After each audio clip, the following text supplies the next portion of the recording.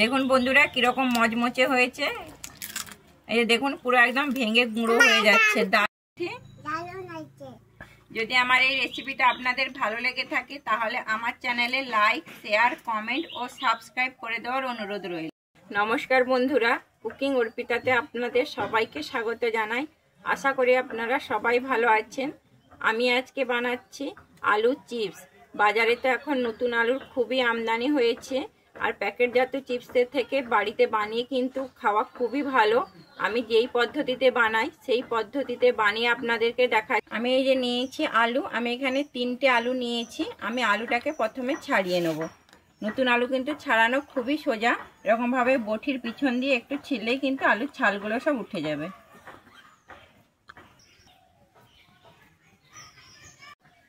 আমি আলুটা পরিষ্কারভাবে ছাড়িয়ে নিয়েছি। আমি ছাড়িয়ে দেওয়ার পর কিন্তু আমি জলের মধ্যে আলুটাকে রেখেছি।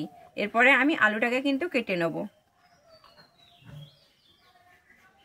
আলুটাকে কিন্তু আমি খুবই পাতলা পাতলা করে কাটবো। এই যে দেখুন আমি কিভাবে পাতলা পাতলা করে কেটেছি। দিয়ে আমি জলের মধ্যে এবার রেখে দিচ্ছি। বাদ বাকি আলুগুলো কিন্তু একইভাবে কেটে নেব।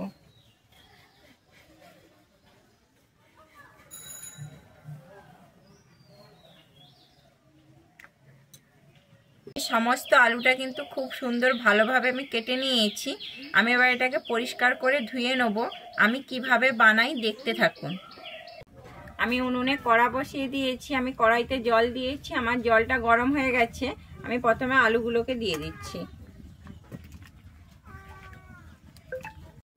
আমি আলুটা কিন্তু খুব বেশি এখানে সেদ্ধ করব না, 2 মিনিটের জন্য আমি এখানে সেদ্ধ করে নেব। আমার 2 মিনিট কিন্তু হয়ে গেছে। আমি আলুটা এবারে তুলে নেব।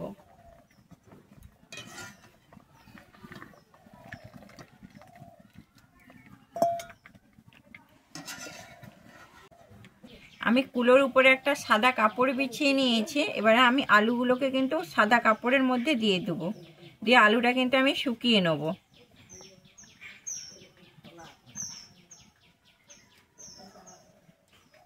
এরকমভাবে কিন্তু একটা একটা করে দেবো যাতে জলটা তাড়াতাড়ি শুকিয়ে যায়। আমার আলুটা খুব সুন্দর শুকনো হয়ে গেছে। আমি আলুটাকে এবারে ভেজে নেব। আমি কড়াইতে তেল দিয়ে দিয়েছি। আমার তেলটা গরম হয়ে গেছে। আমি এবারে এক এক করে ভেজে নেব।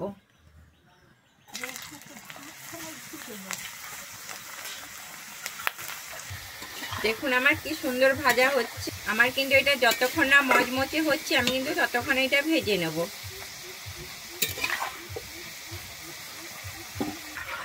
দেখুন বন্ধুরা, ভাজার সময় কিন্তু একইভাবে এরকমভাবে নাড়তে হবে, তাহলে কিন্তু সবগুলো সমানভাবে ভাজা হবে। খেতে কিন্তু খুবই দারুণ লাগে। এরকমভাবে বাড়িতে অবশ্যই একবার বানিয়ে দেখতে পারেন আপনারা। কিন্তু ভাজা হয়ে গেছে, আমি তুলে নিচ্ছি। এর থেকে কিন্তু বেশি আর লাল করব না, এভাবেই ভেজে নেব।